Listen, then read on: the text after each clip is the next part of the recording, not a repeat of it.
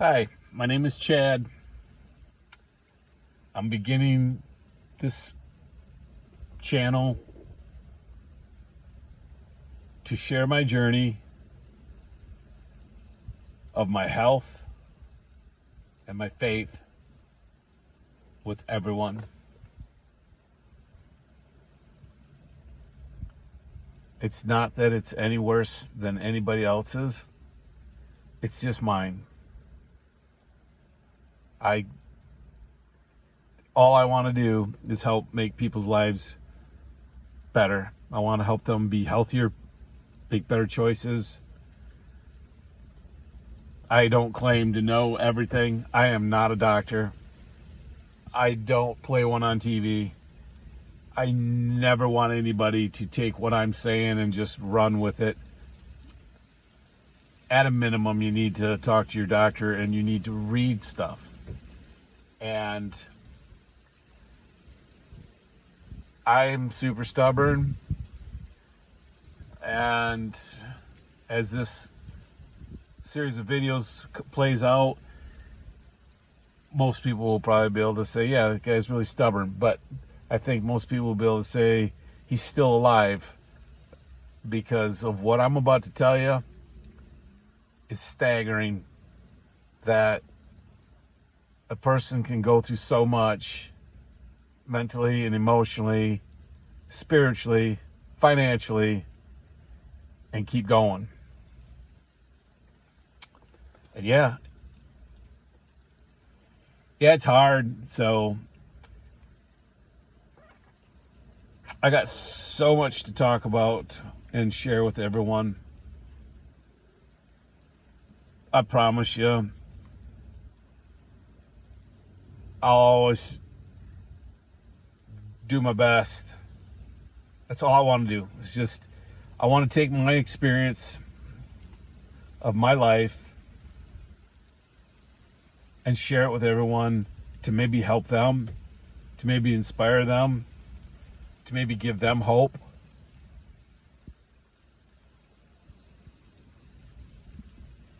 My journey began quite a while ago. I'm 56 now, and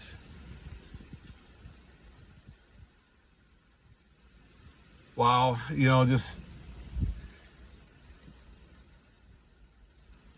thinking about everything I want to talk to you about makes my head spin. There's gonna be some tears, because there's just some things that have rocked my world, but I'm still here, I'll do my best to keep things in order with regards to timelines of things. I had a great I had a great childhood growing up, and when I got like 16, 17, life was just a party, man. It was just party down. Started smoking, started drinking at 16. Full-blown alcoholic by 20. Got a drunk driving at 20.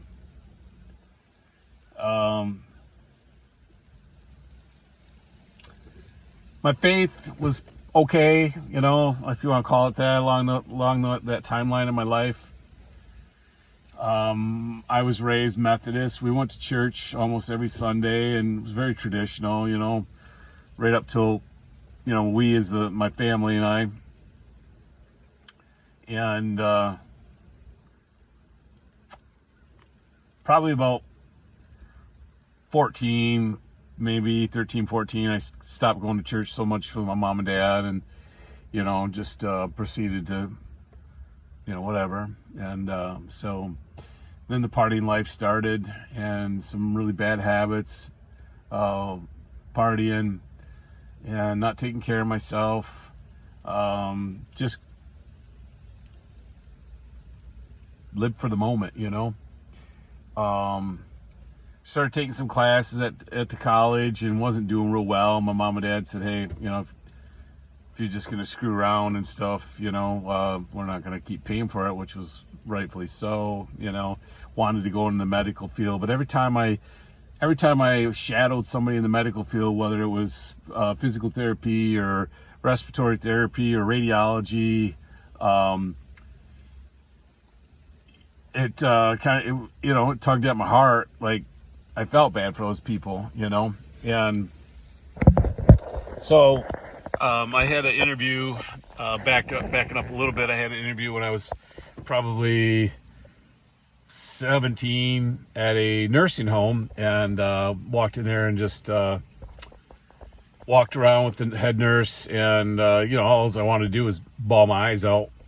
It was so sad. And so, you know, my pursuit of going into the medical field was probably a blessing in disguise that I didn't do it, because of just of how my heart is. I'm a very, very sensitive person. I've had a counselor, because I've been to a lot of counseling, tell me I'm a HSP, which is a highly sensitive person.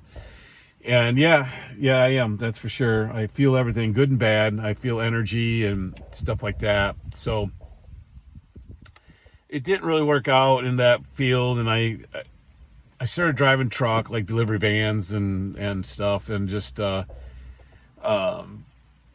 worked for a cellular phone company for a while, installing cell phones. That's when you could install a cell phone, and that was pretty cool at the time, but the management was horrific. But ended up getting my CDL and started driving truck. Drove truck for a little bit over the road, but ultimately I put 10 years in driving just locally, with anything that had wheels on it. I could pass a drug test. I didn't have anything points on my record. People would hire you. You could literally walk out the door of one place and walk in the door of another place the next day and have a job. And yeah, that's kind of how I did it for a while. I lost track of how many places I'd worked for. You know, I like the freedom of the open road, I guess you could say, in a sense, which, you know, come in the morning, get your load, and you had a delivery to make, and you just took off, you know, especially if it was a long run for the day. I enjoyed that a lot, you know. So fell in love and got my heart smashed, and you know, so I really never got spooled up too big with a girlfriend in the younger days there. Couldn't take the heartache, you know, but I ended up, my mom introduced me to my future wife. She was 7 years younger than me, but my mom loved her, and she was sweet. We went out once, and I said, I'll call you, and I did. I called her a year later. And so we went out again. I think her dad had died, possibly after the first time I took her out, I think. So we went out again, and then I said, I'll call you, and I did. A year later. Yeah, I know.